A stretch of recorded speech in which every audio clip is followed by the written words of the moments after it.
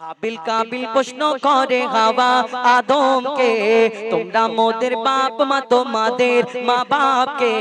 হাবিল কাবিল প্রশ্ন করে হাওয়া আদমকে, তোমরা মোদের বাপ মা তোমাদের মা বাপকে। হাবিল কাবিল প্রশ্ন করে হাওয়া আদমকে, তোমরা মোদের বাপ মা তোমাদের মা বাপকে।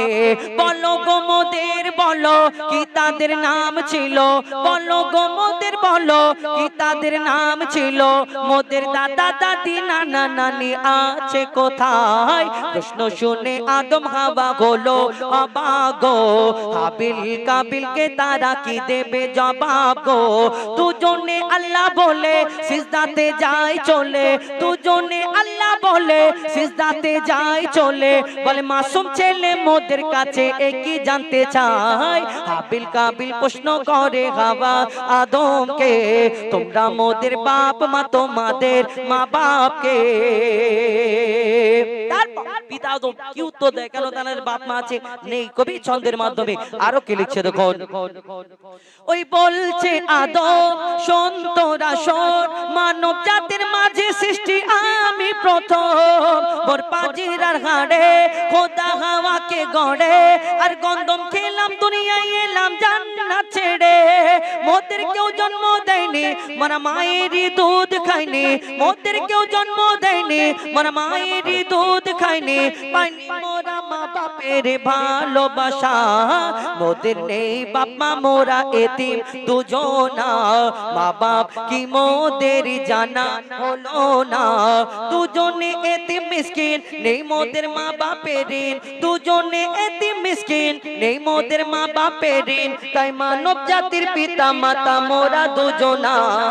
হাবিল কাবিল প্রশ্ন করে হাওয়া আদমকে, তোমরা মোদের বাপ মা তোমাদের মা বাপকে। আল্লাহ আদম আলাইহিস সালামকে সৃষ্টি করার পরে ওই মাটির আদমকে যখন রাখা হলো, আল্লাহ সকল ফেরেশতাদের বলল আমার ফেরেশতারা তোমরা আদমকে সিজদা করে নাও। সকলে সিজদা করে নিল আল্লাহর হুকুমে, কিন্তু একমাত্র ওই আজাজিল বলে একজন ফেরেশতাদের সর্দার যাকে বলা হতো, কিন্তু সেই আজাজিল সিজদা করলো না, আজাজিল রয়ে গেল। সবাই সিজদায় ঝুঁকে গেল আল্লাহর হুকুমেতে। কেন? আল্লাহ হুকুম দিয়েছে আদমকে সিজদা করো, ওই আদমকে সকল ফেরেশতারা সিজদা করলো, কিন্তু আজাজিল সিজদা করলো না। তাহলে আজাজিলটা কে আসলে? যেমন আমাকে আপনাকে আল্লাহ আদম জাতকে সৃষ্টি করেছেন আল্লাহর ইবাদত করার জন্য, তেমন এই দুনিয়াতে আমাদের সৃষ্টির আগে আল্লাহ একটা জাত সৃষ্টি করলেন জিন জাত আল্লাহর ইবাদত করার জন্য। কিন্তু সেই আল্লাহর ইবাদত করার জন্য সৃষ্টি করা হলো, এই দুনিয়াতে সেই জিন জাত আল্লাহর এত নাফরমানি করলো, আল্লাহ বলে জিন জাতকে শেষ করে দাও, ধ্বংস করে দাও। তাদের মধ্যে ছোট্ট একটা বাচ্চা বেঁচে রয়ে গেল। এই বাচ্চাটা ইবাদত করতে করতে কম বেশি 6 লক্ষ বছর ধরে ইবাদত করার পরে, যার নাম হলো আজাজিল, যাকে ফেরেশতাদের সর্দার বলা হতো, কিন্তু তার মনেতে একটু অহংকার হয়ে গেল, আমি জিন জাত, আমি আগুনের সৃষ্টি, আর আমি একটা মাটির পুতুল মাটির আদমকে সিজদা করব, এটা কেমন করে হয়? এই দুনিয়াতেই আজাজিলের মনেতে অহংকারের জন্য আজাজিল ইবলিশ হয়ে গেল। কিন্তু আমরা দুনিয়াতে মানুষ আদম সন্তান, সেই আদমের সন্তান, কিন্তু আমরাও দুনিয়াতে অহংকার করি।